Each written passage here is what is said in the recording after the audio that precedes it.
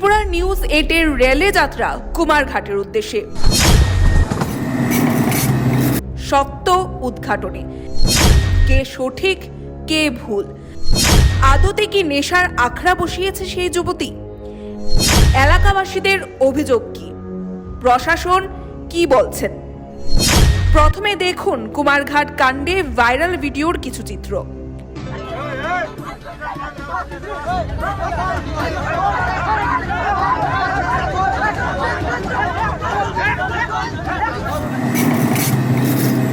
নমস্কার, স্বাগত আপনাদের ত্রিপুরা নিউজ 8 এর পর্দায়। আমি আপনাদের সাথে আছি পূজা। আজকে কি বিষয়ে আমরা রয়েছি?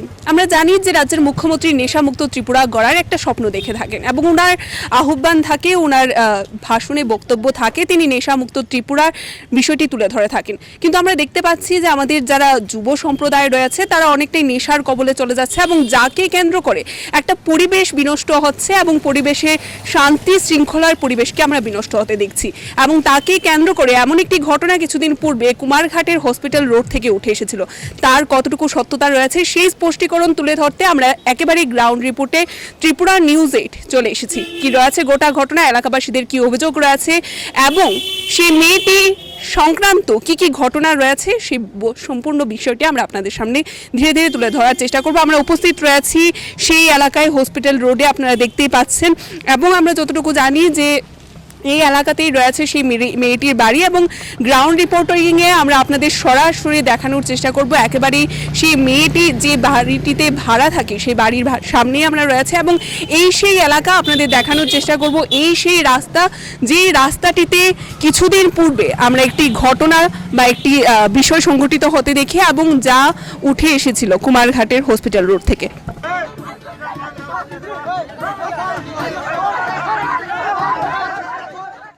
যেখানে রাজ্যের মুখ্যমন্ত্রীর স্বপ্ন নেশামুক্ত ত্রিপুরা এবং নেশামুক্ত ত্রিপুরা গড়ার লক্ষ্যে আমরা দেখতে পাই রাজ্যের প্রশাসনিক আধিকারিকরাও তৎপর রয়েছেন। প্রতিনিয়ত কোথাও না কোথাও নেশার রমরমা বাণিজ্যকে বিনষ্ট করতে তৎপরতা দেখা যায় রাজ্যের প্রশাসনিক আধিকারিকদেরও।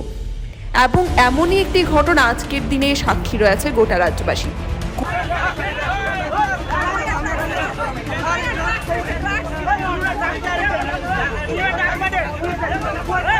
কুমারঘাটের হসপিটাল চমুনিদি এলাকায় এক যুবতী মেয়ে, যে নাকি নেশা সামগ্রী বিক্রির সাথে জড়িত, যাকে নিয়ে সম্পূর্ণ যে সমাজ রয়েছে অতিষ্ঠ, এমনটাই অভিযোগ এলাকাবাসীদের।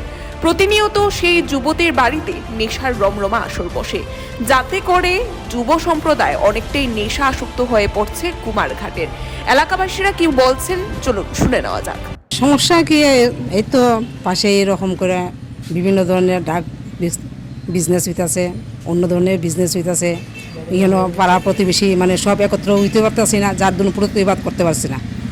ওখান যদি সবাই একত্র হইয়া যদি প্রতিবাদ করতে পারে এটা ভালো আর কি, শান্তি চাই। অনেক দিন ধরে, আজকাল না হলেও আমার 7-8 বছর হলো। ওখান চাইতেছি শান্তি, মেয়েটা বিদায় হোক এখান থেকে, বাড়ির মালিকরে কোয়াও এখান থেকে। হ্যাঁ, মালিকরে কোয়া হয়েছে। মালিকের তো আজকে কালকে ঘুম পারে বাড়ি থেকে ছেড়ে, মালিক নিশ্চয় জড়িত আছে।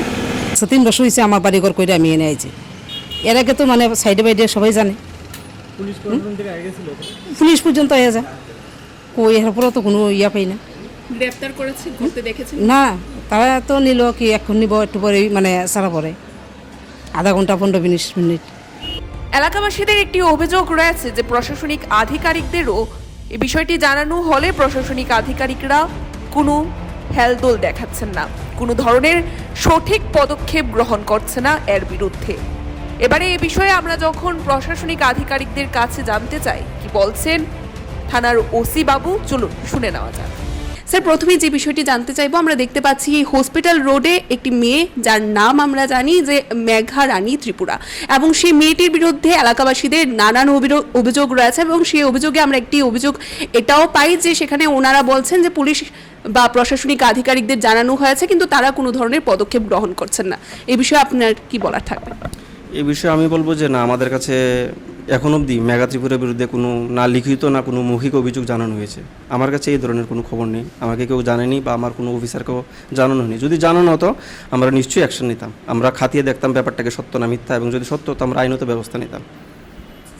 কিছুদিন পূর্বে আমরা দেখতে পাই সেই হসপিটাল রোডে একটি ঘটনা সংঘটিত হয়েছিল এবং সেই ঘটনায় বেশ মারপিট হয়, এলাকায় একটি চাঞ্চল্যকর পরিস্থিতি সৃষ্টি হয় এবং সোশ্যাল মিডিয়া জুড়ে তা আমরা ভাইরাল হতে দেখি।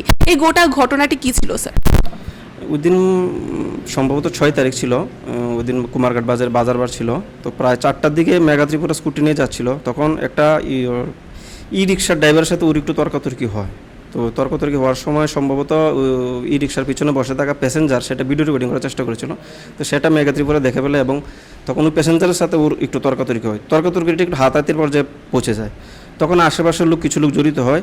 হ্যাঁ, বাজারের মধ্যে তো সামান্য কিছু একটা হলে প্রচুর লোক জড়ো হয়ে যায়। তো সেখানকার মধ্যে কিছু লোক অতি উৎসাহিত হয়ে এসে মেয়েটাকে মারধর করেছে, যেটা প্রকাশ্য ভিডিওর মধ্যে দেখা গেছে। তো সে ব্যাপারে পরবর্তী সময়ে মেগা ত্রিপুরা আমাদের কাছে একটা লিখিত অভিযোগ দায়ের করেছে। তারা আমাদের এসডিও স্যারের কাছে অভিযোগটা জমা দিয়েছিল। তো সেই অনুযায়ী আমরা একটা স্পেসিফিক এফআইআর নিয়েছি 62/2023 এবং তদন্ত করে ঘটনার সত্যতা পাওয়া গেছে এবং আমরা ওই কেসে আমরা 5 জনকে অ্যারেস্ট করেছি। অ্যারেস্ট করে আমরা কোর্টে ফরওয়ার্ডও করেছি। স্যার, একটা বিষয় শোনা যাচ্ছে যে সেই মেয়েটি যাকে নিয়ে এত অভিযোগ, সে এলাকায় নাকি নেশা সামগ্রী বিক্রয় করার মতো বিষয়গুলোর সাথে জড়িত রয়েছে। এই বিষয়টা কি আপনাদের জানা আছে? না, আমি প্রথমেই বলেছি এই বিষয়ে আমাদের জানা নেই। হ্যাঁ, এখন আপনাদের কাছ থেকে শুনতে পাচ্ছি, আমরা ব্যাপারটা খাতিয়ে দেখব ঘটনা সত্য না মিথ্যা। এখন অবধি আমাদের কাছে কেউ জানেনি সেরকম এই ব্যাপারে। ভাইরাল হওয়া ঘটনায় আমরা দেখতে পাই ইট পাটকেল ছোড়ার মতো বিষয়গুলো উঠে এসেছে এবং সেখানে আপনাদের প্রশাসনিক আধিকারিকরা গোটা বিষয়টিকে সামলে এনেছিল। কি এমন ঘটনা হয়েছিল বা প্রশাসনিক আধিকারিকদের গিয়ে কি দেখেছিলেন সে? ওই তো মেয়েটাকে যখন মারধর করলো, ওইখানে আমাদের 2 জন স্টাফ ডিউটিতে ছিল, অন ডিউটিতে, তারা মেয়েটাকে রেস্কিউ করেছে। তো রেস্কিউ করার পর মেয়েটা একটু উত্তেজিত হয়ে গেছিলো, তখন সম্ভবত ও একটা ইট নিয়ে মানুষকে ভয় দেখাচ্ছিল। কিন্তু তখন আমার স্টাফে ওই মেয়েটা থেকে ইটটা কেড়ে নেয়, তারপর মেয়েটা সেখান থেকে চলে যায়। আরেকটা অভিযোগ ছিল যে মেয়েটিকে গ্রেফতার করে নিয়ে যায় প্রশাসনিক আধিকারিকরা অবশ্যই, কিন্তু কিছু সময় পর তাকে ছেড়ে দেয়, কোনো ধরনের শাস্তি প্রদান করে না এবং সেই এলাকার নাকি শান্তি শৃঙ্খলার পরিবেশ বিনষ্ট হচ্ছে, এমনটাই অভিযোগ এলাকাবাসীদের। কি বলবেন স্যার? না, এখন অবধি মেগা ত্রিপুরাকে আমরা অ্যারেস্ট করিনি, কখনই অ্যারেস্ট করিনি। এটা ভুল বলছে, আমরা কখনই মেগা ত্রিপুরাকে অ্যারেস্ট করিনি। যেহেতু এই মুহূর্তে এতগুলি অভিযোগ উঠে আসছে, আপনারা এই বিষয়ে পদক্ষেপ গ্রহণ করবেন কি? নিশ্চয়ই করব। আমরা ব্যাপারটা খাতিয়ে দেখব, সব দিকে খাতিয়ে দেখব, নেশা সামগ্রী হোক বা অন্যান্য ব্যাপার হোক, আমরা খাতিয়ে দেখব। আর যদি ঘটনা সত্য হয় আমরা আইনি অ্যাকশন নেব। এবার বিষয়টি হচ্ছে যে জানা যায়, আমরা দেখতে পাই যে এলাকাবাসীদের অভিযোগ রয়েছে যে বাড়িতে সে মেয়েটি ভাড়া থাকে, সে বাড়ির মালিক নাকি সে মেয়েটিকে মদত দিচ্ছে, এমনটাও অভিযোগ রয়েছে এলাকাবাসীদের যে সে বাড়ির মালিকও সেই মেয়েটির সাথে মদতে রয়েছে, যে কারণে সেই এলাকা থেকে তাকে উৎখাত করা হচ্ছে না এবং সেই সম্পূর্ণ এলাকাটি সেই মেয়েটির জন্য নেশাসক্ত হয়ে পড়ছে। সমাজ একেবারেই উচ্ছন্নের দিকে যাচ্ছে, এমনটাই অভিযোগ রয়েছে বিশেষত এলাকাবাসীদের। মানে ওর সবসময় সে ওর মানে বাসায় ঘরের ভিতরে মানে ছেলে মানুষ সবসময় মানে প্রতিজন একজন আসবে একজন যাইবে, এরকম সবসময় মানে রেগুলারই থাকে প্রতিদিন। এরকম পার্টি টার্টি করে আর কি, মদ প্রতিদিন এরকম থাকে। এটা তো সে ওর মানে হয়ে গেছে, রেগুলারলি হয়ে গেছে, এরকম কন্টিনিউ থাকে। পরিবেশ তো এরকমই, মানে যারা মদ করে ওদের তো পরিবেশ থাকবে এরকম বিশৃঙ্খলা। সবসময় যদি এক মহিলার বাসায় পুরুষ মানুষ আসছে সেটা তো হবে। আমি 2 টাকা দিয়ে আমি এমন টাকা দিব, আরেকখানে গেলেও ওই টাকা দিয়ে থাকবো আমি আরামে। মানে পরিবেশটা নষ্ট হইতেছে, এই পরিবেশে আমরা ফ্যামিলি থাকতেন না। ওইটাই চাই, মালিকরে কইছি আমরা। অন মালিকে যদি তারা না উঠাইতো তো আমরাও মালিকরে আমরা কি এত নালিশ দিছি, তারপর মালিক কি জড়িত আছে, মালিকের কি মানে তবু তো সেদিন মালিকে কইতিকে আয়া তারে কুচ করছে, তাই তো এখন কয়েকদিন ধরে বাড়িতে নাই, তাই আইলে পরে মালিকে অন থেকে বাইর করে দিবে। এটা তো স্যার এসডিমো স্যারের থেকে অর্ডার করে কত টাকা পাইছে। যদি আমরা না হও ঠিক মতো নেই তো আমরা প্রশাসনের দ্বারস্থ হইতে পারতাম না।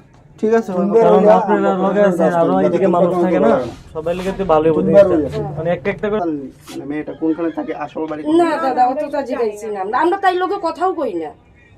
তাই লোকে এমনিতে সারাদিন কি বাড়িতে থাকতো না বাইরে ওই তো থাকতো? কোনো সময় ফট করিয়া কই গেল, আবার আইলো, আবার কই গেল, ওরকম আছে। ছেলে মেয়েরা নাই তো ছেলেটালে আইনি কেন?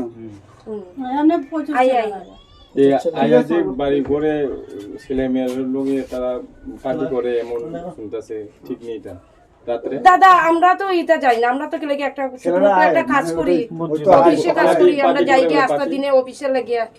ও একসময় আমার মাইয়াটা থাকে, ও নাতিটারও লই আস্তা দিন ঘরে থাকে। ই করে থাকে না এর পাশে। এখন দেখার বিষয়, যেহেতু নেশামুক্ত ত্রিপুরা গড়ার লক্ষ্য রয়েছে রাজ্যের মুখ্যমন্ত্রী, সেখানে রাজ্যের প্রশাসনিক আধিকারিকদের হয়তোবা গোচরে ছিল না বিষয়টি, কিন্তু আজকে আমাদের এই সংবাদ পরিবেশনের পর রাজ্যের মুখ্যমন্ত্রী থেকে শুরু করে আশা করছি আমরা প্রশাসনিক আধিকারিক প্রত্যেকের নিকটেই এই সংবাদটি গিয়ে পৌঁছবে।